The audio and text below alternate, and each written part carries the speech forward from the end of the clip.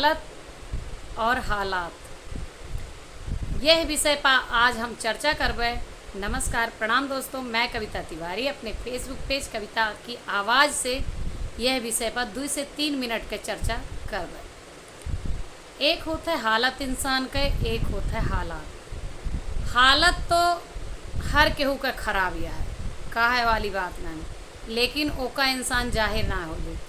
कबो कबो बीमारी हारी से इंसान परेशान है, कबो केहू अपने औलाद से परेशान है, केहू अपने मेहरारू से परेशान है, केहू अपने पति से परेशान है, केहू केहू से घर परिवार से, केहू पटीदार से परेशान है, केहू दुश्मन से, केहू दोस्त से, हर केहू भाई से, केहू बहन से, सब परेशान है, सबका हालत खराब है। लेकिन एक होता है हालात।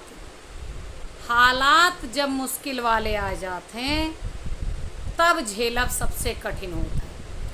हालत तो ये होता है कि चला आज बिगड़ी है कल सुधर सकता है, केहू से रिश्ता खराब बा है बनी सकता है, केहू से रिश्ता बन के बिगड़ सकता है, बीमार रहा तो तबीयत ठीक हो सकता है, कुछ भी हो सकता है, हालत में सुधार आ जाता है। लेकिन अगर हालात पर ध्यान ना दीनगा ना तो दिन ब दिन हालात बिगड़त जाता है। क्यों?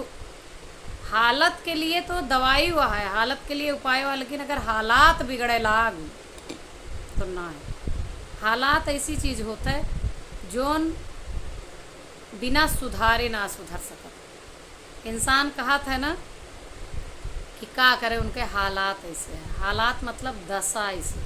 हालात के एक अर्थ यह होता है कि केहू केहू केहू के हालात खराब कर देते हैं। जैसे केहू औरत यह है, कोनो लड़की की शादी है, अच्छे खासे घर में ब्याही है, सब कुछ है, हर ओकरे पास सब कुछ है, लेकिन ओके पति का है ओके हालात खराब हो। मतलब हो सकत है कि वो कोनो बुरी संगत में चला जाए, कुछ बुरा नशा करे लागे, कुछ गलत करे लागे, तो वो लड़की हर चीज़ से संपन्न है लेकिन किथा से खराब है, वह लड़की के हालात खराब हैं। काहे से वो सब कुछ अच्छा होते हुए भी ना कह सकत कुछ।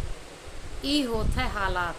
हालात बिगड़े लागत है तो सुधरे में जल्दी से ना। क्यों क्यों कहा है बहुत अमीर है, ज़्यादा खर्चा कर दीस, कुछ कर दीस, तो ओके का हो गए, हालात खराब हो गए, दशा बिगड़ गए।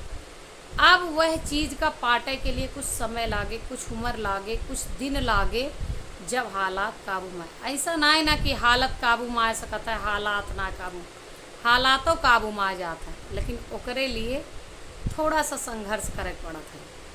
हालत खराब हुई तो लोग संभाल लेते, लेकिन अगर हालात खराब हो जाते ना तो जल्दी से संभाले संभलना। यह लिए हालत और हालात पर हमेशा नज़र रखे चाहिए। हाँ दोनों सेम, लेकिन हालत जो होता है वो हालात से बेहतर होता है। भगवान न करे केहू के हालात खराब हो जाए, नहीं तो हालत बिगड़ जाए। और हालात के बिगड़े पा ही हालत खराब होता है।